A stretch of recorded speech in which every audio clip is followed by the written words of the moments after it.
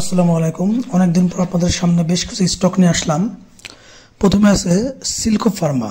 Silco Pharma স্টকটি খুব ভালো ট্রেন্ডে আছে, এখন স্টকটা ভলিউম ভালো, স্টকটাতে স্মার্ট মানি আছে, মুভমেন্ট বোঝা যাচ্ছে। এখন এই স্টকটির আপকামিং রেজিস্ট্যান্ট আছে 23 টাকা, এক্সাক্ট যদি বলে তাহলে 23 টাকা 30 পয়সার আশেপাশে, 40 পয়সা। তারপরে 26 টাকা আছে পরবর্তী রেজিস্ট্যান্ট, তার পরবর্তী রেজিস্ট্যান্স আছে 29 টাকা। এখন এই রেজিস্ট্যান্টগুলো সে পার হতে পারবে নাকি কিনা এটা নির্ভর করে তার যেই স্মার্ট মানি প্লাস হচ্ছে ভলিউমের উপরে। অর্থাৎ যাদের হাতে সিল্কো ফার্মা আছে তারা এই আপকামিং রেজিস্ট্যান্টগুলো মাথায় রেখে বাই সেল ডিসিশন নেবেন। এরপর আমরা যে স্টকটি সম্পর্কে জানবো সেটা হচ্ছে এওএল।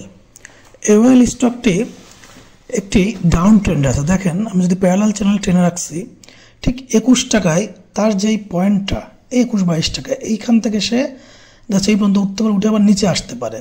আর যদি সে এই জায়গাটা ভেঙে যদি উপরেই যায়, তাহলে আমরা ধরে নিলাম যেটা উপরে যাবে। যদি উপরে যায় তবে সেক্ষেত্রে সে যেটা হবে আর কি, যে তার ডাউন ট্রেন্ডটা ভেঙে উপরে গেল, উপরে নামবে, নেমে রিটেস্ট করে আবার উপরে যাবে।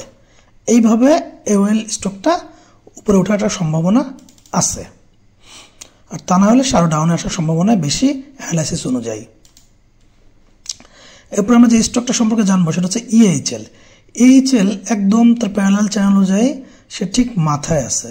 এখন এখান থেকে সে উঠতেও পারে, নামতে পারে, 50-50 চান্স। আমরা একটু আগে যেরকম দেখলাম যে ইএইচএল যদি আমরা তার ট্রেন্ড লাইনের শর্ট তোলা যেরকম উপরে উঠতে পারে, উপরে উঠে তারপর সে রিটেস্ট করে আবার উপরে ওঠার সম্ভাবনা আছে টেকনিক্যাল অ্যানালাইসিস অনুযায়ী। এখন কি ঘটবে না ঘটবে এখন উপরলাই ভালো জানে। বাই সেল অবশ্যই নিজ ডিসিশনে, আমার কথা কেউ বাইও করবেন না, সেলও করবেন না। আমি জাস্ট অ্যানালাইসিস করতে পারি টেকনিক্যাল অ্যানালাইসিস নিয়ম অনুযায়ী। এরপর আমাদের যে স্টকটা আছে সেটা হচ্ছে লাফার্স। দেখেন, লাফার্স এমন একটা স্টক, এটা হচ্ছে খুবই ভালো একটা ফান্ডামেন্টাল স্টক। যদিও আমাদের মার্কেট গত 6 মাস বা গত 1-2 বছর ধরেই ফান্ডামেন্টাল স্টকগুলো প্লে করতেছে না, কিন্তু যারা লং টাইম বিনিয়োগকারী, যারা 2-3 বছর 5 বছর 10 বছর জন্য বিনিয়োগ করেন, 2-3 বছর না বা 10 বছর বিনিয়োগ করেন, তো এই স্টকগুলো সেই ধরনের স্টক। এই যে যারা 57-58 টাকায় লাফার্স কিনতে পারছে, যদি এই কোম্পানির খুব বড় খারাপ কোনো সংবাদ না আসে, খারাপ কোনো কিছু না আসে, আশা করা যায় যে এই স্টকটা আরও অনেক ভালো হবে। সেক্ষেত্রে সে 77-78 টাকা তো পাবেই, হয়তো 1 বছর টাইম লাগতে, 2 বছর টাইম লাগতে পারে, কিন্তু মার্কেট যদি খারাপ না হয়, এই স্টকের মার্কেট যদি আহামরি খারাপ কোনো নিউজ না আসে, তাহলে লং টাইম রাখতে পারলে 1-2 বছর, আগামী বছর ডিভিডেন্ড পর্যন্ত 77-78 টাকা আশা করাই যায়। আচ্ছা, এবার আমি যে স্টকটা সম্পর্কে বলবো সেটা হচ্ছে ওএল। দেখেন, ওএল স্টকটা একটা সাপোর্ট জোনের ভিতরে আছে। এই যে 11 টাকা 11.5 টাকা একটা সাপোর্ট জোন আমরা যদি পূর্বে থেকে দেখি। এখন এই সাপোর্ট জোন থেকে এই স্টকটা বাড়ার জায়গা কিন্তু অনেক, এই যে একেবারে 20-22 টাকা পর্যন্ত সে বাড়তে পারে, কিন্তু এই স্টকটা কমার জায়গা কম। যদি এখন এরকম হয় হঠাৎ করে স্টকটা ঝেড়ে চলে গেল বা হঠাৎ করে স্টকটা কোনো খারাপ নিউজ আসলো, সেটা কিন্তু একান্ত ভিন্ন বিষয়।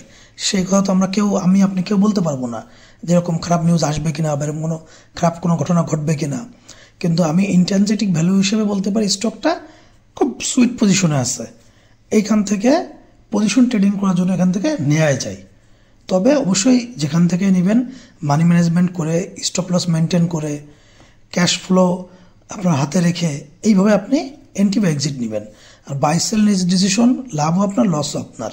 এখানে আমার মতামতের কোনো দরকার নাই, আমি জাস্ট আপনার একটা পরামর্শ দিচ্ছি। এরপর আমরা যে স্টকটা সম্পর্কে জানবো সেটা সিমটেক্স। দেখেন, সিমটেক্স স্টকটা এই যে এখানে একটা সে সাপোর্ট ক্রিয়েট করে সে কিন্তু এখন উপরে ওঠার চেষ্টা করতেছে। তার 25 টাকা 26 টাকা গেলে তার আসল চ্যালেঞ্জ, এইখানে তার রেজিস্ট্যান্ট। এই রেজিস্ট্যান্ট যদি সে পার না হতে পারে তাহলে সে কিন্তু আবার এই 21-22 টাকার দিকে আসতে পারে। আর যদি পার হয়ে যায় তাহলে 28 টাকায় তার চূড়ান্ত রেজিস্ট্যান্ট।